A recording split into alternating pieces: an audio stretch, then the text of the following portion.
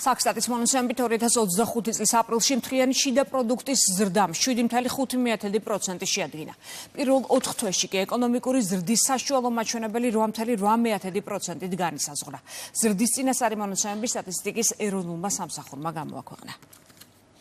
აპრილში საქართველოს ეკონომიკა გაიზარდა 7.5%-ით, ხოლო 4 თვის რეალური ზრდის საშუალო მაჩვენებელი გახლავთ 8.8%. ზრდის მიმართულებით ნიშნავანი წვლილი შეიტანეს ინფორმაციისა და კომუნიკაციის სექტორი, საფინანსო და სადაზღვევო საქმიანობის სექტორი, ასევე სამთობობოებითი მრეწველობა, უძრავი ქონებით ოპერაციების სექტორი, ტრანსპორტი და დასაწყობება. ქვეყანაში დარეგისტრირდა 5700-მდე ახალი საწარმო, 9.4%-ით გაიზარდა ეკონომიკური ზრდის წინასწარი შეფასებისას გამოყენებულ DGG-ს გადახდელ საწარმოთა ბრუნვის მოცულობა.